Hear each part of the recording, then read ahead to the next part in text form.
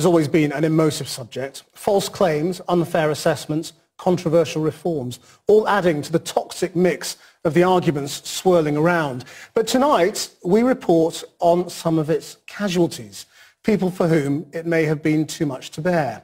The Department of Work and Pensions does not keep a record of how many people take their own lives because of welfare rulings, but it does admit to carrying out 40 reviews since 2012 in connection with suicides. Kieran Jenkins has the story of two claimants. This is Julia Kelly, long before the two car accidents that changed her life. You're so naughty. Julia's future would be chronic pain and reliance on benefits.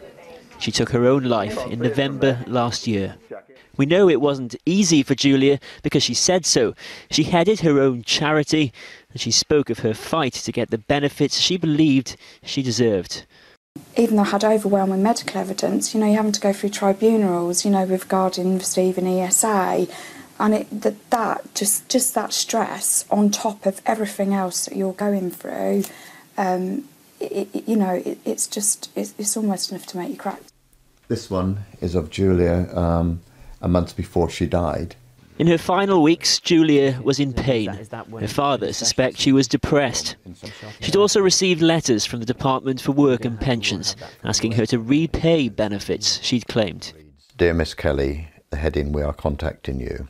I'm conducting an investigation into alleged criminal offences in relation to a claim to benefit.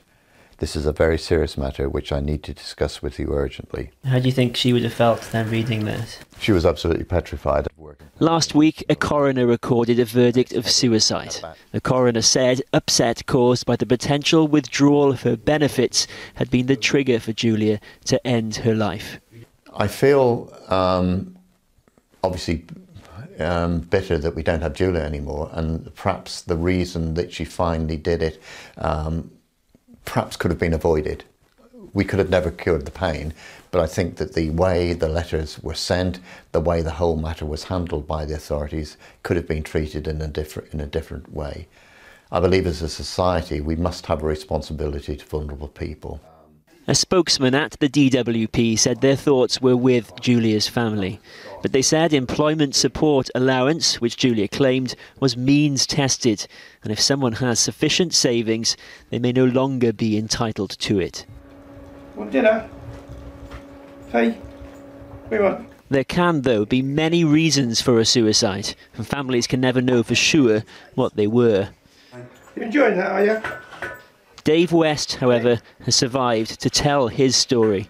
A letter had come that day, because there seemed to be letters come nearly every day, and every time a letter came it got worse. What the letters were saying back in April 2013 was that Dave's housing benefit was being reduced, his incapacity benefit cut. Despite diabetes and depression, Dave had been found fit to work. I was left with roughly £1 a day to live on after I paid my bills. And that was £1 for food, clothes, travel, and it cost £3 something to get to the doctors. So I couldn't cope. I knew that I couldn't live like that. Dave tried twice that month to take his own life. I knew I wasn't fit for work. My finances were being squeezed. I was losing my home where I brought up 6 children. It was like shifting sands. Everything just moved. It was like having a rug pulled out from under your feet. The Department for Work and Pensions confirmed Dave's appeal was eventually successful. He's been receiving employment support allowance ever since. What we don't know is just how many benefits claimants have taken their own lives, because the DWP isn't counting. What they have done, though, is to review some of these cases. 49 reviews, in fact, since 2012. 40 of them have been suicides. And in 30 of these reviews, there have been calls for improvements within the DWP. What they won't do, though, is make any of those details public. Campaigners aren't happy, but the DWP says publishing its recommendations would be inappropriate because they contain extremely personal information. The Department for Work and Pensions say these details, they're private. The Department of Work and Pensions should be open and transparent about the findings from the benefit-related inquiries they've carried out in the last 3 years.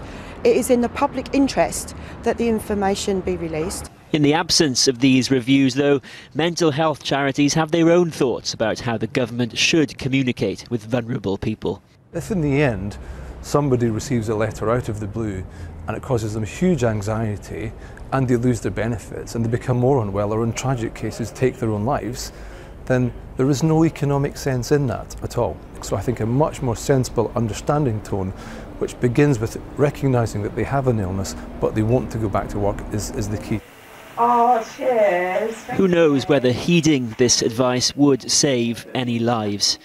What the family of Julia Kelly say, though, is that it's surely worth a try. Are you on benefits? Yes. I'm a carer for my husband. He's only got his disability. Cut any more, we'll have nothing left. So what do you think of what the government's proposing? It's disgusting. I think there are things that could be done and saved, but I don't think it's the right people that are going to be getting the cuts. You know, they're taking it off of disabled people. They're taking it off of carers. You know, what they're saving the government a lot of money, people that care for others, and they get a pittance for doing it anyway. In the George Street Cafe, a rather different view. There's too many people out there that just get up in the morning, lay about, smoke, drink and think that we're going to support them. Do you know people like that? Loads of people like that. I live in Grays, it's full of it. But aren't the people who deserve the benefits? Yeah, there is a few, but how do you know? And which is the bigger group, the ones that deserve benefits or the ones that, in your view, don't deserve them? The one that don't deserve it. Are you on benefits? Yes. I'm a carer for my husband. He's only got his disability.